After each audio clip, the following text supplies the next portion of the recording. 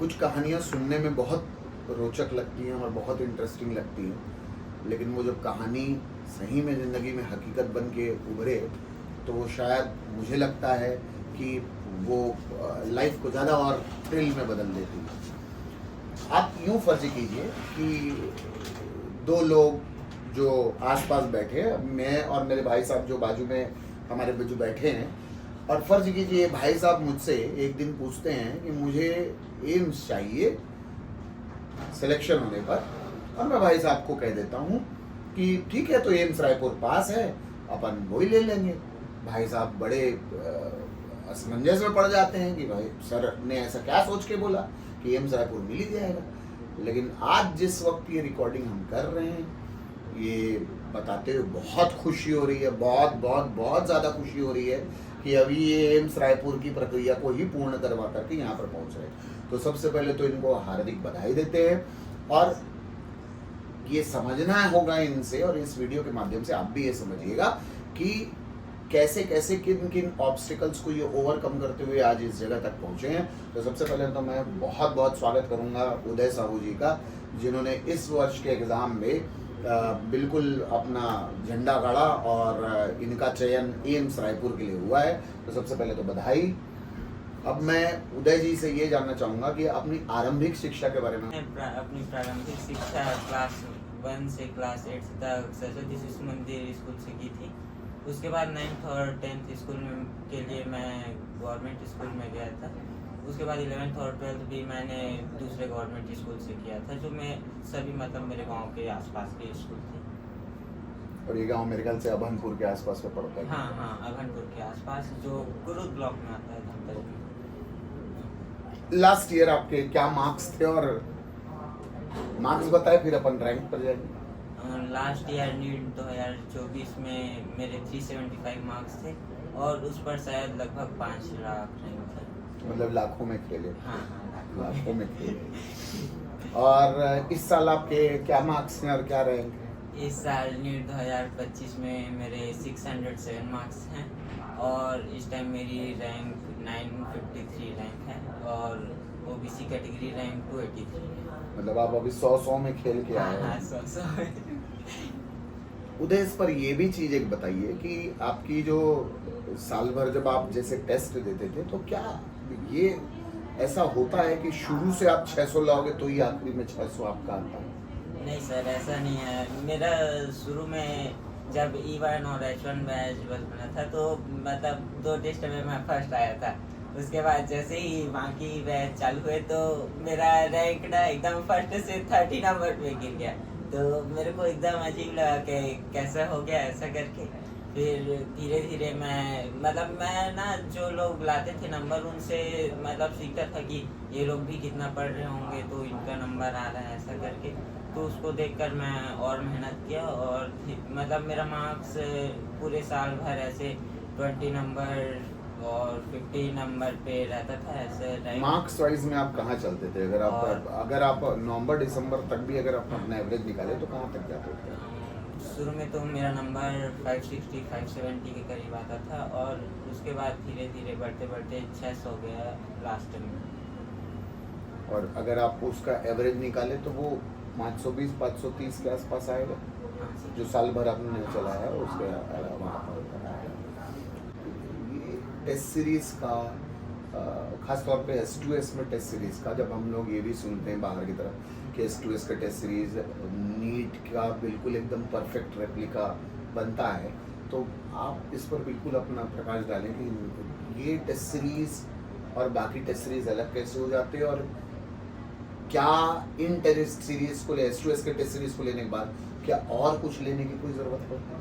I think मेरे हिसाब से S2S की टेस्ट सीरीज़ एक प्रॉपर स्टूडेंट के लिए अच्छा मार्क्स स्कोर करने के लिए, मतलब अच्छी जगह जाने के लिए, अच्छा कॉलेज एम्स में जाने के लिए इनफ है। मैंने पूरा साल भर S2S का टेस्ट ही दिया था, और अब जैसे कि पेपर अब हार्ड हो गया है, तो अब अगले साल भी हार्ड ही आएगा पेपर। तो अगर कोई स्टूडेंट बायो में 360 में 350 340 स्कोर कर रहा है, तो उसके लिए बाकी का काम आसान हो जाता है। उस केमिस्ट्री और फिजिक्स में अगर वो स्टूडेंट थोड़ा कम भी स्कोर करे तो वो अच्छे कॉलेज में सिलेक्शन पा सकता है। तो मेरे हिसाब से S2S की टेस्ट सीरीज बहुत बेस्ट है, जिसमें आपको माइनर टेस्ट होता है जो फिजिक्स केमिस्ट्री बायो का रहता है, और इंस्पेक्शन टेस्ट जो बायो का रहता है, और एक मेजर टेस्ट जो बिल्कुल आपके नीट के पेपर के जैसा रहता है 720 मार्क्स का। आखिरी एक महीना वो क्या क्या रहा, क्योंकि उस पर बहुत सारी चीज़ें आपके साथ जुड़ी रही, तो वो बिल्कुल बताइए कि आखिरी एक महीने में चीज़ों को आपने कैसे स्ट्रीमलाइन किया। आखिरी एक महीने में जब कोचिंग जस्ट मतलब जब सर लोग कोर्स कराने के जस्ट पहले 2-3 दिन पहले हम लोग का केमिस्ट्री का कोर्स बचा था, नीट के लगभग 55 या 50 डेज के करीब। उस टाइम ना मेरा पैर लग गया था सर, मैं बताना चाहूँगा। तो उसके कारण मैं चंदूलाल चंद्राकर हॉस्पिटल में भर्ती था लगभग 5 दिन तक। तो मैं शायद लास्ट के केमिस्ट्री के 5-6 क्लासेस मिस भी किया था, तो मैं वहाँ भर्ती था। तो मैं वहाँ था ना, तो मेरे को मतलब ऐसा लग रहा था कि अब सब कुछ खत्म है, तो इस बार तो नहीं हो सकता मेरा सिलेक्शन ऐसा करके। लेकिन फिर मैं वहाँ हॉस्पिटल में एडमिट था ना, तो मतलब मेरे को विकास सर कॉल किए थे कि कहाँ है बाबू, कैसे दिखाई नहीं दे रहा है ऐसा करके। तो मेरे को उस दिन ना बहुत हिम्मत मिला सर, सच बता रहा हूँ।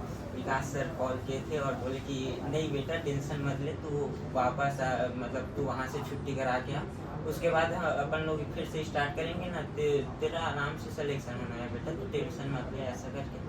तो फिर मैं उसके बाद ना मेरे पैर में दर्द हल्का था ही लगा था वो, तो मैं छुट्टी करा के आया उसके 2-3 दिन बाद लगभग, और मेरा पैर उस टाइम दर्द कर ही रहा था। तो मेरे को मैं साल भर अपनी सेल्फ स्टडी यहीं S2S में ही आकर के हूँ, तो मेरे को ऐसा लगा कि मैं घर में पढ़ ही नहीं पाऊँगा ऐसा करके। तो मैं मतलब थोड़ा सा हल्का पैर में तो प्रॉब्लम था, तो हल्का सा चलते नहीं बनता था, फिर भी मैं आता था कोचिंग, और कोचिंग में बैठकर सेल्फ स्टडी करता था। और नीट के दिन, पेपर के दिन में अपना कुछ एक्सपीरियंस शेयर करना चाहेंगे कि वो पेपर जिस हिसाब से आपने देखा, एक पहले के पेपर जो कंपैरेटिवली इजी साल के पहले जब आज चला गया था, लेकिन हालांकि आपने जैसे बताया टेस्ट सीरीज में S2S पे उतना पेपर वैसा टफ बना करके भी प्रैक्टिस करवा दिए गए आखिरी दिन में उस पेपर को देख करके। और सबसे इंटरेस्टिंग तो ये मैं चाहूँगा आप ये बताइए कि आपने फिजिक्स कितना अटेम्प्ट किया था, क्योंकि पूरी दुनिया रोती है फिजिक्स टफ था तब बनाने लायक नहीं था। आप इस चीज़ को ज़रूर बताइएगा कि वो पेपर का एनालिसिस आपका क्या था, आपने फिजिक्स कितना अटेम्प्ट किया था, और आपका कितना गलत हुआ और कितना सही हुआ। मेरा उस दिन का माइंडसेट ये था कि अब मेरे यहाँ भी लगभग मतलब यहाँ की टेस्ट सीरीज में भी 620-630 नंबर आ रहे थे, और मेरे को लगता था कि यहाँ के टेस्ट सीरीज में जो नंबर आता है उससे बढ़कर ही आता है। मतलब 2024 के नंबर्स को देखा था तो मुझे पूरा विश्वास था कि मेरे 680-690 मार्क्स आ जाएंगे ऐसा करके।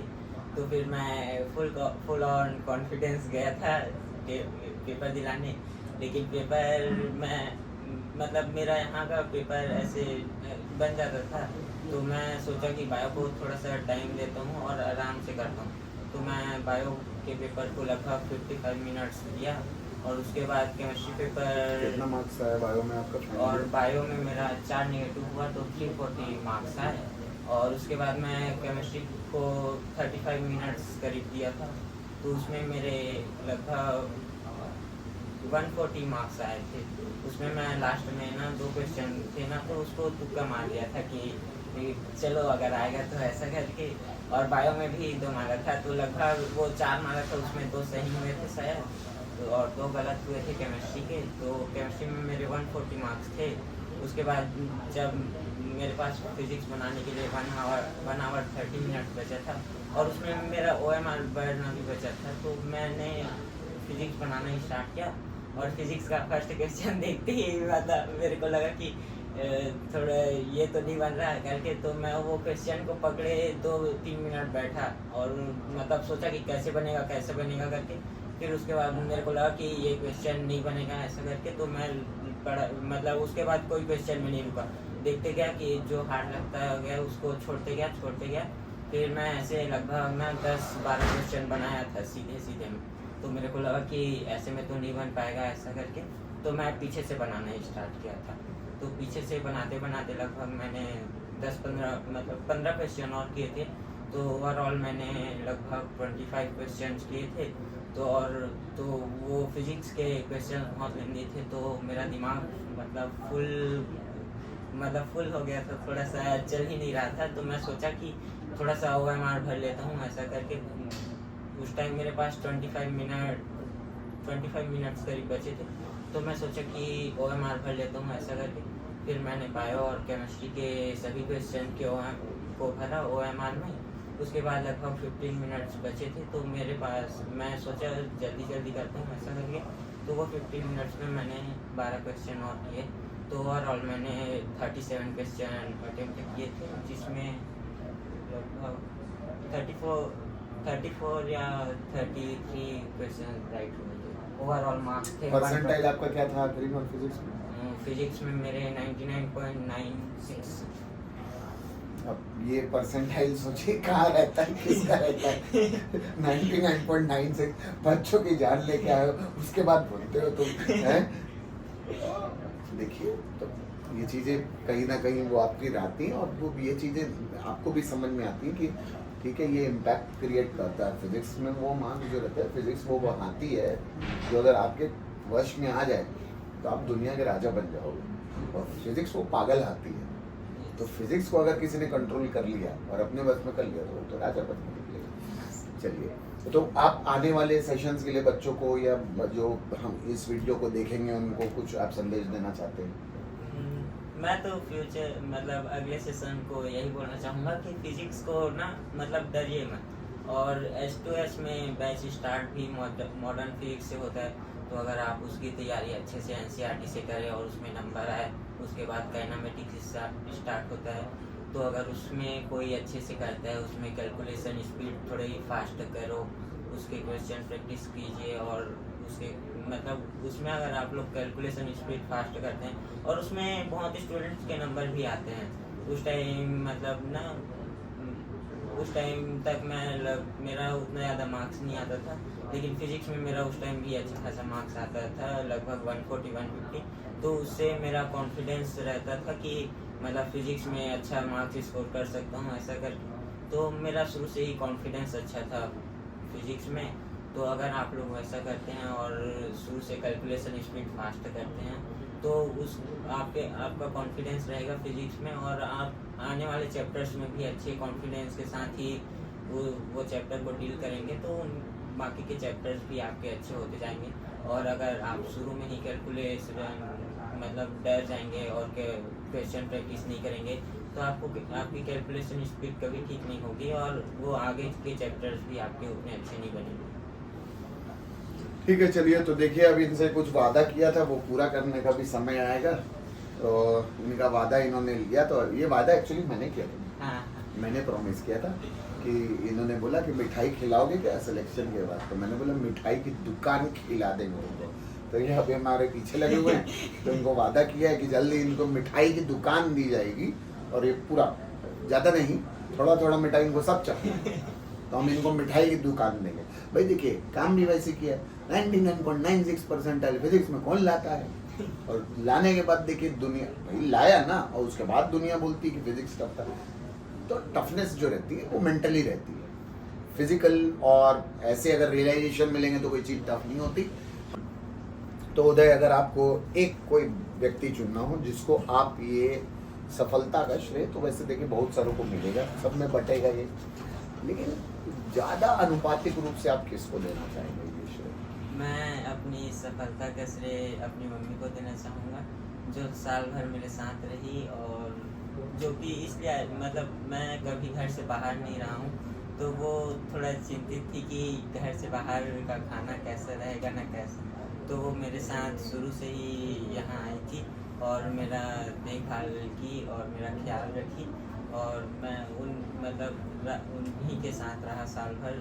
और जो मेरे लिए एक प्लस पॉइंट भी था, क्योंकि जब शुरू में मेरे नंबर उतने अच्छे नहीं आते थे, तो वही मेरा कॉन्फिडेंस बढ़ाती थी कि नहीं बेटा, मेहनत करते जाओ, और अभी नहीं आ रहा है तो क्या हुआ, लास्ट टाइम में तो जाके आएगा।